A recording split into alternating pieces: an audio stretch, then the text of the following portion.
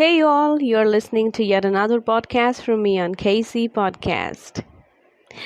And I got many emails on shivanipics@gmail.com. Lavasya, Subhash, hey there, and Donna and Emily are dealing with self-doubt.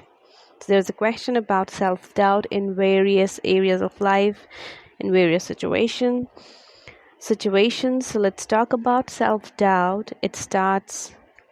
It's a good topic basically to talk about. There are many out there who feel self-doubt. I feel everybody has this feeling. The human beings, people, healthy people, they always get into the self-doubt. So let's talk about it. And it basically starts with the benchmark. When you benchmark yourself against others' accomplishments and possessions, isn't it?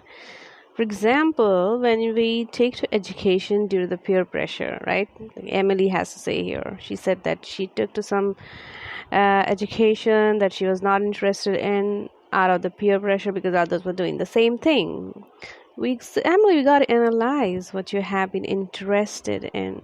Work on yourself interest rather than what others are good at. Just trying to copy paste their aspirations on yours, which is not good, right? So keep your targets. One time a client told me that she was into law, studying law, and because her father was a lawyer, so she thought that she'll automatically or naturally get inclined towards learning law. But when she joined the courses, the college, she felt that it's not her cup of tea, and she felt that it was a lot for her to know. And then she discovered in herself that she basically wanted to be a fashion designer. So maybe there are few people who don't realize it earlier, that what they are supposed to follow, which path they want to follow. So but when they choose something, and when they are in this process, this journey of making a choice, they find out that there is some other choice within them, a dormant feeling which they have always had inclinations about. And so this lady, she used to click beautiful poses of hers with, we used to purchase branded clothes and used to wear them, and she never understood that basically there was an underlying feeling of becoming a fashion designer. So she left the law studies and became fashion designer. So Emily, a similar situation with you. If you think that out of some competition or envy or peer pressure, you are falling for an education system where you don't fit in, discover yourself with what you actually want to be, or go for the process, or in between, if you feel that there is some other interest which you have, and if money is not the right area, so you can move on. Life is a learning process.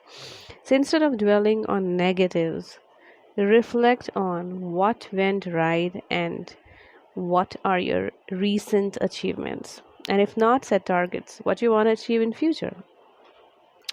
This gives you a satisfaction that you have been working on something, and reaching to goal gives a sense of accomplishment, isn't it?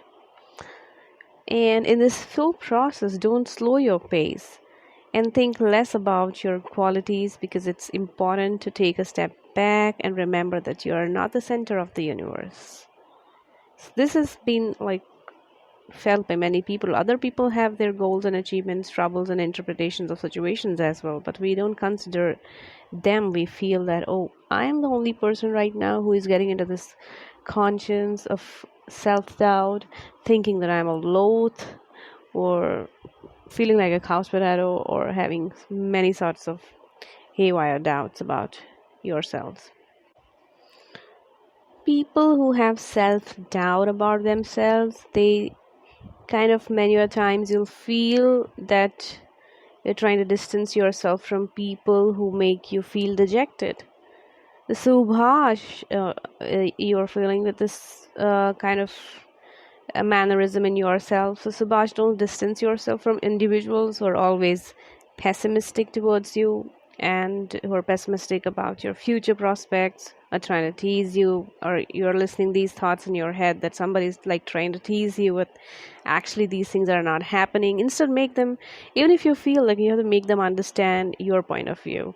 Like perspective is why you are working on something which is your choice. So why you're having these thoughts of dejection that somebody else is trying to pull your leg or make you feel that your future is shaky, it's better that you work on your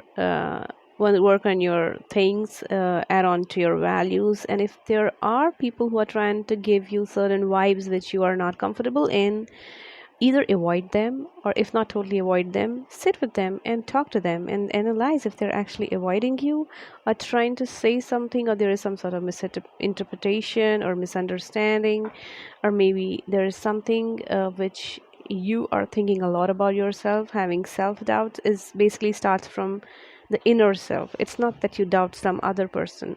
You take the responsibility that whatever wrong is happening in the world, I'm responsible for that. So it's basically a good thought to start with this thing that I'm responsible, but don't get into the self-doubt of always criticizing the self, that whatever wrong is happening is all because of your deeds. Not exactly. Take Martinis and get to your energy. So Emily, Donna, and others are also dealing with the self-doubt. And so you gotta lend yourself some time to think what's bothering. There are people who kind of sometimes go into the overachievement. Like overachievement may also lead to feelings of self-doubt in some individuals, when it's like unclear whether ability or efforts led to one's success. So one individual is unhappy with the fact that he belongs to a rich family because everyone else was trying behind talking behind his back that he was born with silver spoon in his mouth, and whatever achievements he's been having is all because of his elders. It was a hierarchy. So now this is a sort of imposter syndrome where someone is basically coming from a very good background or having a prosperous life already, but they get into this thing that, oh, we haven't like worked on it. Whatever I have today is not because of my efforts, but I have been given this from my birth. So it's basically a good thing. Spirituality, once again, talks about these things, that if we are born anywhere, it's not to pacify you all, or it's not to degrade somebody who isn't born in a rich family, but it's just that uh, that people talk about these things, that if you are born with the silver spoon in your mouth, you're coming from a richer background, it's not your fault. It is just that you are not supposed to take the hierarchy towards the betterment, rather than contemplating on this silliest and ridiculous thought that why you come from a rich family. If you are rich, you have to maintain this thing. This life is not all about you know that life is like you have to struggle all the time. Struggle means to maintain things. You gotta be maintaining those things on daily basis. So don't get into this imposter syndrome. So this individual went so depressed with his thought that he couldn't study well. Then one time he went to his friend who was a spiritual healer and a numerologist, and he told him that few people are born in rich families, and if we don't reclaim or protect our prosperity, then one can basically fall from their achievements. So it's important to maintain what we have got. And he found the answer, and look back, he's a very successful businessman.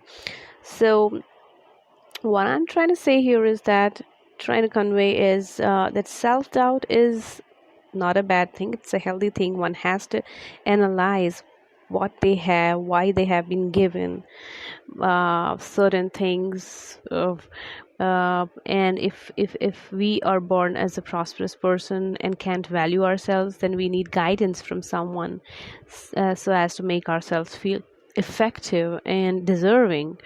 Okay, there are people who are poor and they are aspiring to get money, and they feel that, oh, I deserve this thing. I'm gonna work on it. People who are in this imposter syndrome, they feel, oh my god, I have already got it. I don't have to work on it. I'm a loser. No, it's not being loser. It's just that you have to now continue maintaining the things. Don't feel like a fraud in the face of the success. So now, those who suffer from the spotlight effect don't allow themselves to do what their hearts and minds desire. So there are certain beliefs, such as, which comes in when we are in the self-doubt, that I don't measure up, I'm incompetent.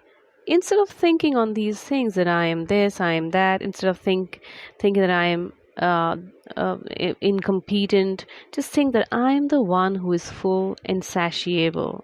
I am inferior? No, I am the one who is taking responsibility now. I am slow. Oh, we've heard that slow and steady wins the race. Bingo, stick onto that plan.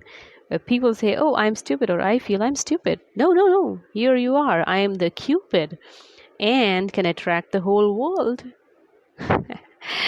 So basically, have firm faith on these words, twist them, and find the positive out of the negative.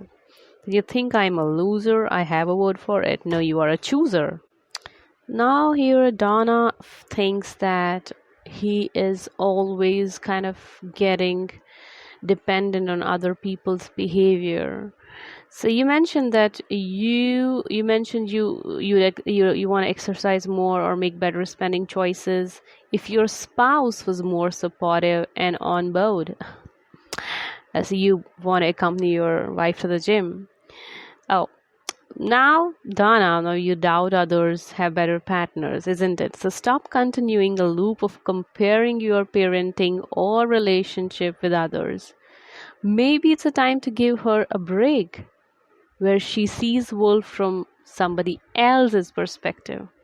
Or ask her what's hindering her. Maybe she is not comfortable with joint gymming, or gymming is not partying, like where partners feel belonged and they make relationships and responding to each other's emotions. So there's a difference between partying and there's a difference between gymming. You cannot expect your wife to go to the gym along with you and make relationships out there. Take her to the parties, the nightclubs, or go out with her, with the friends, and maybe she feels much more comfortable there.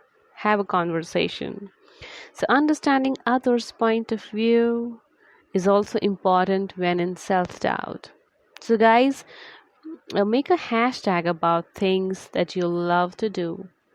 Once you figure them out, practice them daily or set a target. Hashtag I like this, I'm going to continue doing these hashtags. Then gradually you'll see the confidence and good reflexes in yourself, and doubts transform into deeds. Hashtag deeds, yes. Like how milk transforms to curd by putting some sour into it, and churn it becomes butter, here becomes the other thing. Similarly, transform yourself. Doubt, practice tasks and make them achievements. Learn this thing from nature, how meaningful process it is. Like the milk example I gave you, it becomes the curd and the sweets and things like that. Just adding something to something, one gets a great value. So we gotta energize our inner self when in doubt. See how molecules join to become some other element, alloy, ions. Similarly, take yourself as atom and meditate on self-doubts. Add a task related to the doubt, work on them, and see the improvement in self. Yes, try this. You'll really love it. So motivate yourselves to re-energize yourselves. So if social media is getting someone in doubt nowadays, it happens a lot, then either avoid or give it your full attention. Decide. If someone is is feeling good telling you the stories, then they went on the vacation with their friends and they're showing their things on the social media, it's good for them. And same situation gets you in anxiety, why I'm so public, avoid. So self-doubt has nothing to do with others' point of view or perspective. It's all within you, it's inside of you, and you have to see what excites yourself and avoid certain things which you want to avoid. Not everyone wants to be a superstar, right? So stop blaming technology and take responsibility of your own thoughts and decisions. If someone is trying to flaunt their achievements on social media, then they are making truths about